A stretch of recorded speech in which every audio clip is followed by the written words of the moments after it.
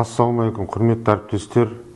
Мен Саймағамбетов Жанболат Амангелдіұлы, Өзенмұнайгаз акционерлік қоғамының бас директоры. Бүгін бұрғылау басқармасы бастаған талаптар қойып жұмыс тоқтатқанына 14 күн болғандығын мәлімдеймін. Біріншіден, бұрғылау басқармасы жұмысшыларының атынан қойылып жатқан талаптар заңсыз және Өзенмұнайгаз акционерлік қоғамының деңгейінде қаралатын болғандықтан заң аясында Қазмұнайгаз басшылары келмейді.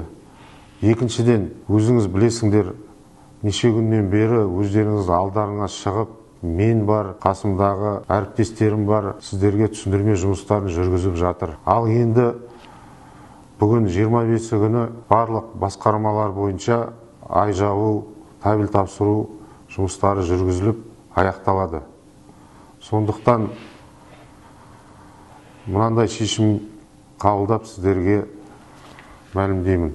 12 қарашадан бастап ереуіл басталған күні бұрғылау басқарма жұмысшыларына еріп, басқа да мекемелер жұмысшылары қолдау жасап, 10 шақты сағат тұрып қалғандарына 12-сінен бастап 15-іне дейін толықтай күндерін қойып берем.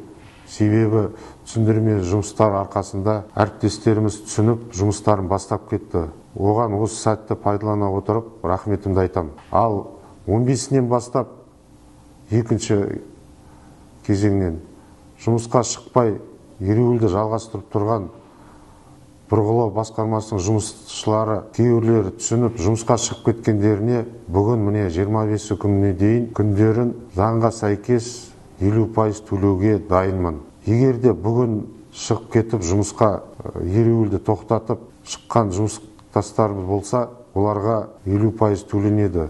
Ал ертеңнен бастап 25 күні ай жабылғаннан кейін тұрған жұмысшыларға ақшалары төленбейді. Құрметті әріптестер, осы сәтті пайдалана отырып, біздің 60 жылдық тарихы бар мекемемізді көркейтуге тәртіппен жұмыс жасап, қызығын көріп, жұмыстарымызға шығып, жұмыстарымызды жалғастыруға шақырамын. Рахмет.